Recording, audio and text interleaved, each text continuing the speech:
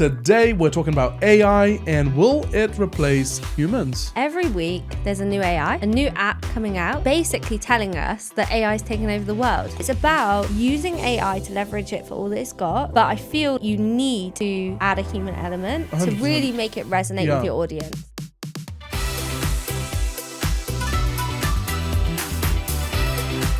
Welcome to the Social Edge podcast. I'm Isho. And I'm Georgia. And today we're talking about AI and will it replace humans? Well, every week there's a new AI, a new app coming out that's basically telling us that AI is taking over the world. ChatGPT can write our scripts. My gosh. I feel like you're living on AI at this point, aren't you? I literally do love ChatGPT. I have to say it's revolutionized my life. But the reality is, can it take over the job of humans, or are we going to break down the hype versus reality? Oh my gosh, I think people are shaking in their boots about this conversation. And I think shaking in their boots. They're shaking in their boots. I don't know, is that a phrase? That is a phrase. But I love it. No, it's a good combo, right? Because it's so now. It's so now, and it's also, I think, making a bunch of people in the content creation space nervous. Yeah, Agencies. Oh my gosh. Creators, editors, designers, whatever it may be. I think there's a fear behind, is it going to replace us, so-called? Or could we flip it and go, how can that be a new tool on our tool belt to drive our momentum forward? We talked about in the previous episode about running with the current. So how can ChatGPT, AI in general, be a source of a current for content creators? So let's unpack that a little bit today. And I want to start with question one, which I'm kind of really interested to hear your response on, which is, can AI do better than humans? And if so, how is that dangerous to content creators? So I feel like AI is like a superpower when used effectively, right? And there's dark sides to AI, and we've seen that, like deepfakes. You see it on social media, right? I think it was Scarlett Johansson. She recently just put out a statement about like the threats of AI because someone had like superimposed her and then like released a statement. I can't actually remember what it was about. It was about something to do with Israel, I think. I see. Anyway, obviously not what it wasn't her message, wasn't her. Sure. And she was talking about like the real threat of AI. But like bringing it back, there's so many pros to AI and we can't, like you said, get left behind. We can't swim against the current. We've got to leverage AI to give us superpowers. But I believe that AI alone is just like, it's humanless. It's not got that human touch. So it's about using AI to leverage it for all that it's got. This is for content creators, business owners who want to leverage AI.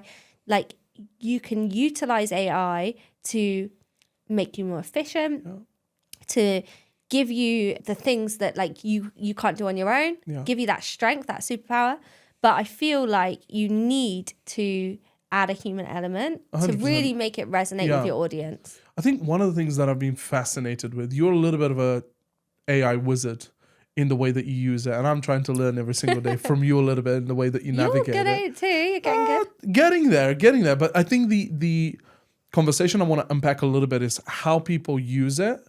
Because, for example, with content creators or designers or people that are having to come up with fresh ideas all the time, I think they fear AI because they think it almost replaces their fresh ideas and where their source of creation comes from. But actually, I think AI should be a tool that inspires an idea where it doesn't complete it. Like, you can ask AI to create a logo for you or a picture or design, and it might look pretty awful or pretty not complete, but it might spark a design idea that you can further take into a final product that really looks polished, that where you apply your skills. So touch a little bit on that. How can people grab this and apply it in a way that really spearheads their momentum in their role specifically? So just on like a baseline level, AI is like an input-output sort of thing. So you get out what you put in. That's it. By analogy, like if you have a recipe for a cake, the best cake ever, best cake recipe in the world, that isn't the cake. you have to make the cake. So you have the recipe, but you have to make the cake. You have to be the human to make the cake, or the machine, if it's like a machine-made cake. But you have to then make the cake. So you can have the best recipe in the world, but until you make the cake, you haven't got the cake. That's it. And then once you've made it, you've used the recipe to create the cake. Does that mean that you weren't the creator of the cake? No, it means you used the recipe. Yeah. And should you assume that the cake will taste good? You can't assume with AI that whatever you put in, it's going to spit out exactly what you told it to. Right. So the thing is with AI is like there's obviously so many different AIs. We're kind of like thinking in terms of like ChatGPT, but there's so many different open AIs and so many different things, and they all do different stuff, and they can help optimize the way we do things. But like when you put in a specific formula, you're going to get a specific result, but you can keep tweaking and changing that to get a better result than what you put in. But I think like we need to bring this conversation back in line with like social media and AI. And where is AI sort of doing better than what humans can do? So, for example, like ManyChat is an AI. Because what it does is like people will comment or they'll DM a keyword that has been set up as an automation, and that will trigger the preset responses. And it will sort of like speed through a process. Why is that better than humans? Well, it means that you don't have to manually respond to every single person's message and send them whatever you're trying to send them, like your ebook or your download or your link to book a call. Like you can use ManyChat as an add-on, like as an AI integration to help take away that human element. Absolutely. And it's going to, something that would have taken X amount of hours is going to take like 1/10 of that amount of time. Right? It's going to be so much quicker. And your reach is going to be fast, like so much more, because you're going to be able to, like say for someone who's got a big following, they get loads and loads of comments of their keyword, push, and rather than having to go through, someone having to manually go through that and like send them a product or a link, they can just, the AI will just do it automatically, right? The ManyChat's automation. So there's like an element where it's going to speed up your processes, help you get those sales in, for example, in a faster way, and it's going to prevent you missing maybe something that you would miss because of like human error, repetition often sometimes can create brain fatigue where you're not you're missing certain things. So that's certainly fair. And I think from scalability terms, it really creates an opportunity for businesses to reach a goal much faster, more efficiently. Now, we're not saying it takes away the selling perspective of a human touch where, you run through on a sales call what the product is, how beneficial it will be, and answering all the queries and all that sort of stuff. But it does take away all the grunt work leading up to that process. Let's talk about like this, it's like AI generated video content. Have you seen it? Yeah, I have seen it. So it's like there's like these AI sort of models, and like you can like write a message, like she can write like a script. And you could get ChatGPT to write you a script. You can then pop it into there's like programs that softwares that will then create the videos for you. And it's like a talking headshot video. It can even pick up your voice, I think, if you give it a sample. Yeah. Yeah.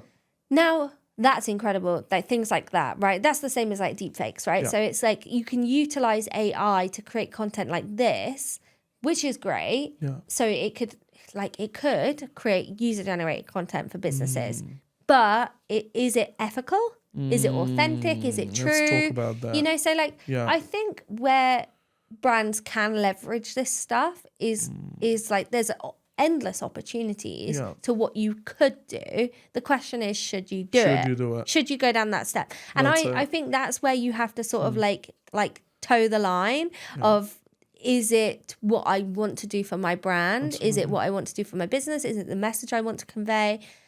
Is it going to help me? And then kind of tread that line and figure out where you sit on it and then make a call. You don't want to dehumanize the process too much, right? You don't want to, you want that feeling of being heard. You want to have that feeling of being seen. We talked about community building in our previous episode. If you haven't seen it, go and check it out. There's a link below. But you want to make sure the people, the audience, the prospects that you're engaging with, they get captured in a way that they really sense this authentic touch from you. you can use, let's bring it back to another side of the coin.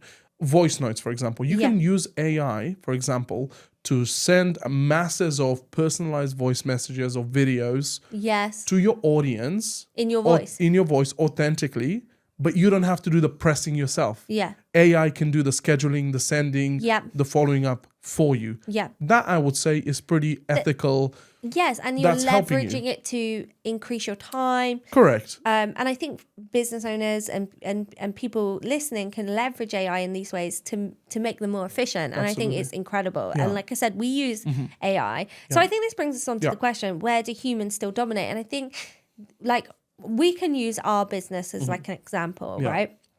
We leverage various AIs in terms of like our delivery for clients to help enhance what we can deliver and deliver the best and be efficient in our delivery. However, when we utilize AI in this way so that we can then spend time on the things like strategy, reviewing what AI pins out or spins out, but then like adding the human touch, because I don't know, like I'm sure our viewers have chucked something into ChatGPT and got a response. And sometimes it's just not quite right. No, it doesn't. And even if you educate it and you get to a point where something's coming out and it's almost right, having that human touch, that human element where you go in and you go boo, boo, boo, boo, boo, and you change it into something that's actually more like in your voice or on your client's voice, that's going to produce a better end result than like the AI thing. Also, there's like AI filters now out there, right? So you can chuck something that's been created into AI and it'll pick up whether it's been AI created. And then that can also look bad, right? What about, let's talk about that, the taboo of like, oh, you used AI to create this. That's a bit taboo, right?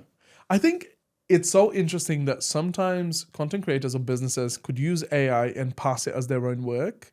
And say that, oh, we're the experts in the space. You can still be the expert in the space and actually very ethically say, we are very heavily AI powered for efficiency purposes. For example, you talked about Create with eStudios, right? Our business, we use a lot of AI, but actually we are the experts still in the space. We're not using it to give us the idea and the source and expertise. We use it for the efficiency aspect to do the thing that we do best multiple times faster and reach the result for ourselves and for the clients in the best way possible. So we're human-led, but AI-powered. Exactly. So we use AI to enhance us. Yes. So for creators then, like let's talk about what they're doing.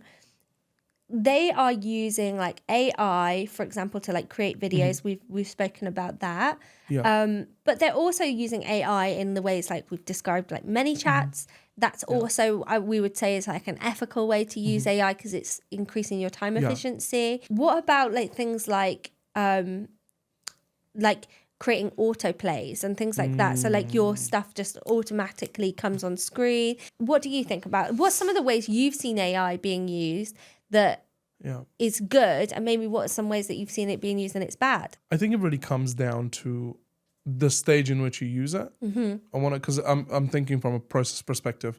I have a lot of business friends of mine that they utilize AI, and often I would go into their processes just to see how they do it. And often, if you're not careful, you can lose the human touch. Meaning, you know, we talked about content creation in the previous podcast, where the content you create, you want it to authentically resonate with people. So sometimes the piece of feedback the piece of content that you see on the feed kind of creates one certain tone, creates a message that is really good, really authentic. And then you go in the back end when they say, comment the word growth, they comment, and then the ChatGPT automation prompt isn't with the same voice, tone, kind of culture of the message that they shared before, and it creates a disconnect. So where I see people going perhaps not wrong, but are not utilizing it in the best way possible, is that their voice and their automations are not aligned. They're not aligned in the same vision, tone, and what they want to So produce, I think what you're saying is like you can utilize AI to help you, for example, churn out a lot of content. Yeah. But whether that content's going to resonate because you've just churned it out with AI. It hasn't had that human touch. It isn't resonating with your audience. It doesn't align with your voice. It doesn't fully align with your brand message. Absolutely. Like sometimes that can be quite evidently clear in the content that's going out. So like on social media, let's say, so someone could use AI to come up with the scripts for their content. They could use like these like platforms that help create the content, like it's like a talking head. They could film it themselves, and they could use like then Descript, or they could use what's the other one? Fireflies for note taking. If you want to do Veed, a lot of people use Veed then to chop up the videos. But like all these different AIs are amazing, and they can be leveraged. But if you're not adding any thought, any strategy, any human elements to that, you could end up with a feed that's like very robotic, to use the term, because you've ended up with a feed that like actually really won't resonate with people. And people look at it and they go, oh, this is just like, I feel like I've just fallen into the social media ick almost, right? Yeah, I've got the ick. And it's like I've fallen into ChatGPT. Sure. Like, and it's like, it starts to feel inauthentic. It doesn't feel human. And so in a world where we're like fighting, like, because like AI has been like a buzzword now for like the last like 15 years or 10 years, I'd say. And it was like not much. And then in the last like 5 years, it's really come about.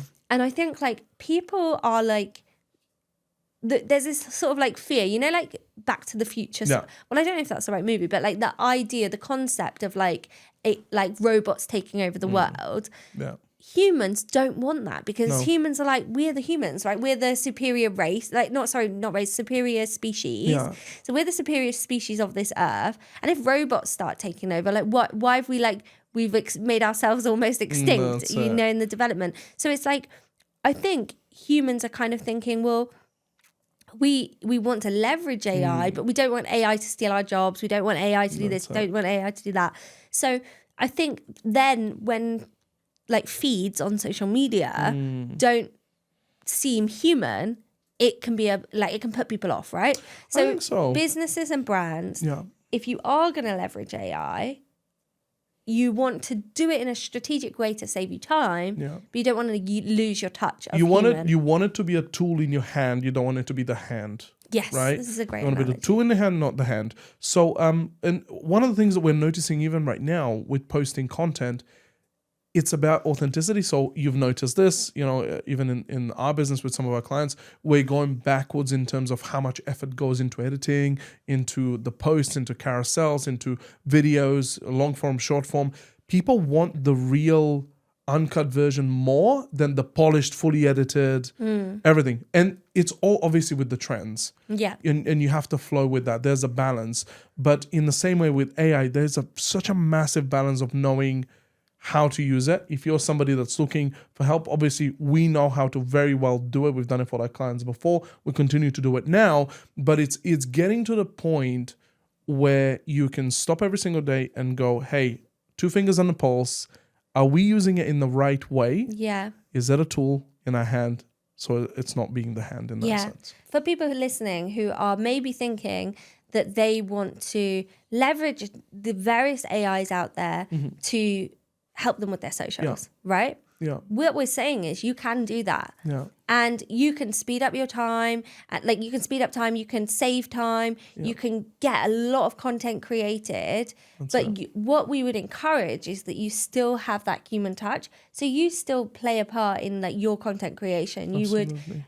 You would make sure the ideas that like ChatGPT spins out for you actually align with what you believe in, what you think, your views. Don't just like read a script that doesn't make sense to you. Yeah. If you don't believe it, if you don't understand it, if you don't know it yourself, then you shouldn't really be educating other people on things you don't know about. 100%. For one. The second thing is like don't just like create content for the sake of creating content because you can. You want to add value to the world. Like if you're going to put that piece of 100%. content out, make it resonate, make it add value. Otherwise, like because we've realized, and like Adam Mosseri, he recently shared this, didn't he?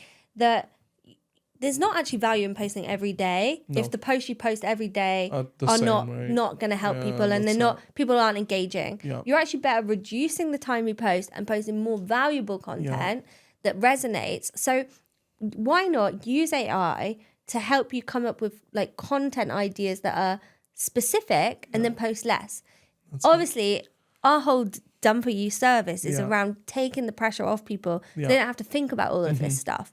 But for those who do want to go down that journey of like figuring it out themselves and like test and play with AI, what we're saying is like you can't just expect it to do everything for you. And if you do expect it to do everything for you, just know that it's not going to be like the best quality content that you could ever produce. 100%. There's gonna be a ceiling. Absolutely. And I think one of the things that I want to touch on, because I think it's super important when it comes to content creation, is mental health is super important with content creation and managing a business, managing teams, all that sort of stuff.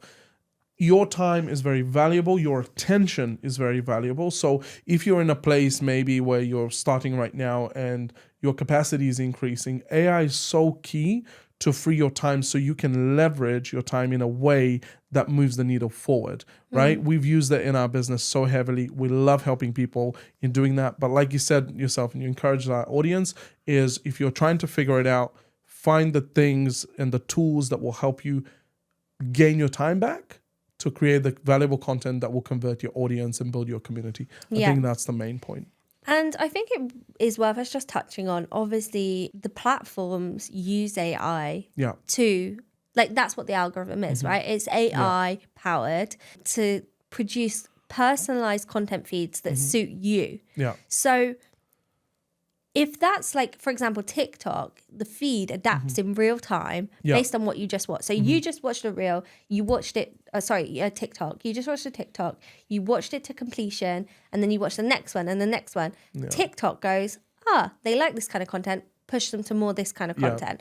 So the platforms are using AI to get you into that continuous loop of content. So that's like from the viewer perspective, the consumer perspective rather than creating. So there's ways that you can understand that as a business owner or a creator online. And you can understand that, therefore, if you're trying to target someone in a specific niche, the platforms are using AI to keep people in that area. So like we always talk, like you say your feed is full of gym stuff. My feed is full of mum stuff.